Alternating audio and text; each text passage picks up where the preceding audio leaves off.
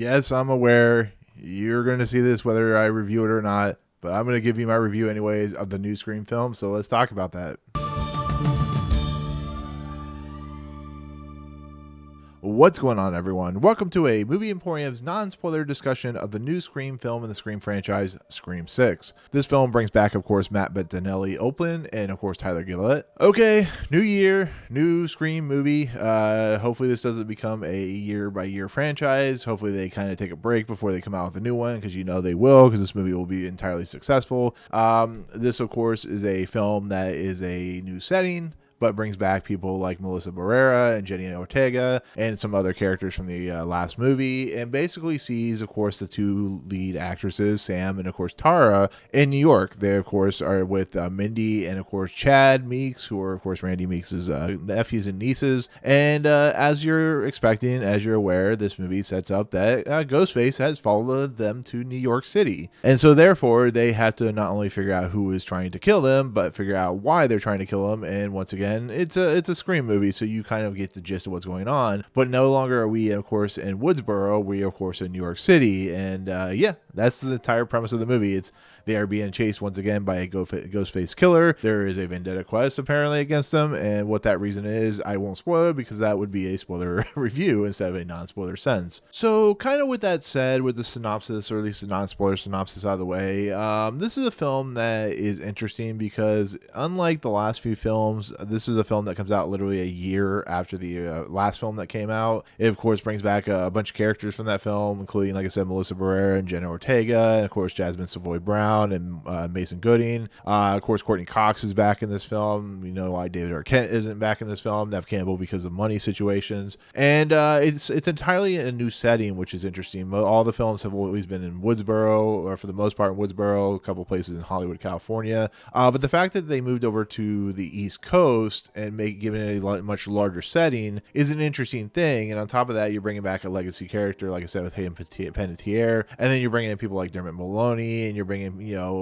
just a bunch of characters that are introduced into the mix who could be or could not be the Scream, Ghostface killer. But like I said, the last film, directed by Olpin and, of course, Gillett, was actually a pretty successful film. I actually really enjoyed it. I think they've been on a pretty good roll when it comes to the films that they picked and choose and what they direct. I think that it was a smart choice to have them come back to do a film like this. But the question remains, we are getting a sixth film in this franchise. Is the franchise, I guess, is it becoming stale? Is it becoming to a point where maybe they should take a break? And I think people really enjoyed this movie. I think they got a lot out of it. I've seen really positive reviews of it. I'm not going to be as positive, unfortunately, just the way I am, because the simple reason, I think the last film was so strong in the directorial efforts of Olpin and Gillett. I think this movie was always going to suffer from that, and being only a year later, it's like it's like when you do like any horror franchise film and you kind of go year by year. Saw had the same problem, where I feel like the freshness of taking a franchise and kind of reinventing the wheel, still having that flair, it feels like it's lost a lot of its luster in this film. And it's not because the people in the film aren't bad. It's just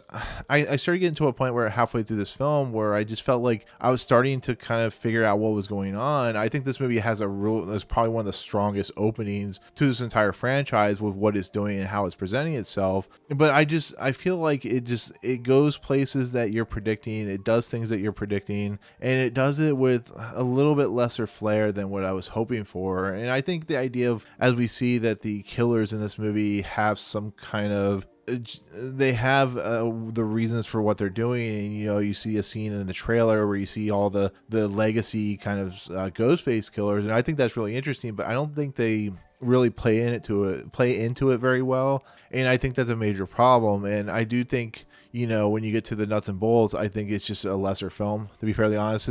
I think this is like the Scream 4 feeling to me personally, which I do know a lot of people liked. And I know, like I said, a lot of people will like this film and will disagree with my opinion, but it's just how I feel. Like I said, this franchise has always been kind of special, and I really like the first two films. I enjoyed the last film that came out, Scream Scream 5. And once again, I do think Melissa Berrera and Jenna Ortega have they have a lot of weight on their shoulders when it comes to like keeping this franchise alive and what they're doing. I think the kind of after effects of what happened in Scream 5 do play pretty decently into this film. And I think adding new characters, like I said, like Dermot Mulroney, and of course, Devyn, Nekoda, Jack Champion, Josh Segarra, stuff like that. I think they do add a really nice flair. I just think where it eventually heads and where it eventually concludes once again, it's really hard and difficult to not want to talk about it because, once again, there is an embargo on the spoiler review, which will come much, much later, unfortunately, than you'll see in some of the YouTube videos.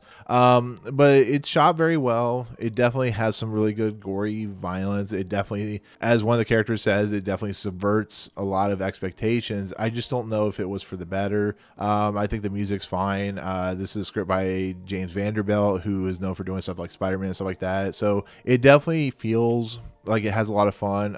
If I had one really true complaint, I think Courtney Cox gets like really the really bad end of the stick in this. I'm not saying what exactly happens, but I think she gets really underused in this movie, which, for a character that is like literally in every Scream movie, I think they could have done more with her character than what they do in this movie. And I'm not giving anything away. I just think her overarching arc with what happened in the last movie and her kind of like her arching like kind of way. I think the fact that Neve Campbell is in this movie may be the problem with her character, because there's always like that you always have like Dewey in the middle, and you have like Neve Campbell, Sydney character, and her Gail character on the sides, and there's like that triangle situation where I feel like that they really work together very well. So when you remove the three triangle, or at least two of the triangle pieces, and you have Gail, I don't think Gail is the strongest character, and it really kind of shows. So I don't think Courtney Cox is bad in this movie. I just don't think she's given a lot to do, and she kind of comes in. It's very predictable character, what she's trying to do, and so on and so forth. But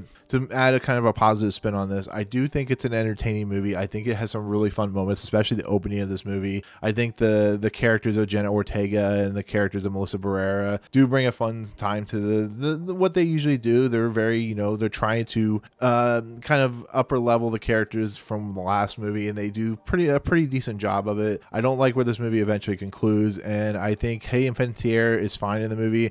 I think Dermot Mulroney is fine in the movie, but they're just kind of supporting characters. I think they're brought in to, add a little bit of flair to characters that have already been in this movie. So, but with that said, thank you so much for watching this review of Scream 6. Like I said, I could have asked for a little bit more, but it's not the worst thing I've ever seen. So anyways, thank you so much for watching. Comments below if you see this movie, what do you think overall? Please don't spoil it. It is a non-spoiler review for a reason. But with that said, thank you so much. If you like what you see on this channel, hit the subscribe button to join Movie Emporium. Hit that notification bell at the top to find what's coming next. If you like the video, awesome. Hit that like button. And as always, we'll see you guys on the next video. Peace out.